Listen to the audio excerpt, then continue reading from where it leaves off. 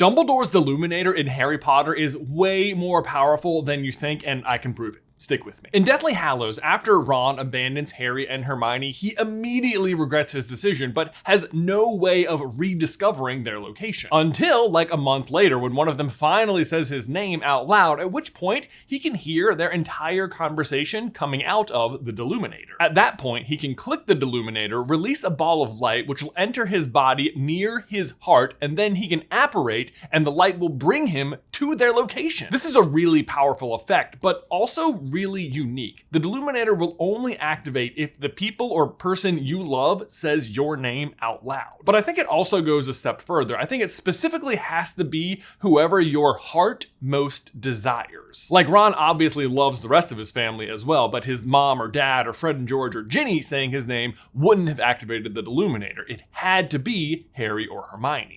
And in this way, the deluminator feels very tied to the Mirror of Erised, which of course also shows you your heart's desire and happens to also be owned by Dumbledore. Dumbledore even chooses the following quote for his mother's gravestone: "Where your treasure is, there will your heart be also." And this is a cool quote because it totally describes the mirror, like what you see is where your heart is and therefore also what you treasure most. But it also accurately describes how the deluminator works. Ron's treasure is his relationship with Harry and Hermione, and so his heart can take him there. And I feel certain that if Ron looked in the mirror at that point, he would have seen Harry and Hermione. That said though, in Crimes of Grindelwald, we actually do get to see what Dumbledore sees in the mirror, and guess who it is? Grindelwald. Which is very interesting because in the first Fantastic Beasts movie, Grindelwald says this: "What makes Albus Dumbledore so fond of you?" He says his name out loud, and Dumbledore has the deluminator and is seeing Grindelwald in the mirror. So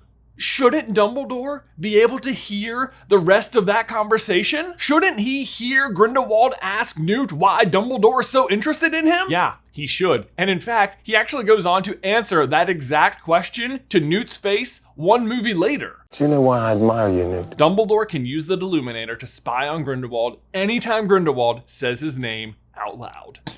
It honestly makes you wonder how many other people Dumbledore is spying on throughout the books. Like, we know he loves Harry, right? How many times does Harry say his name?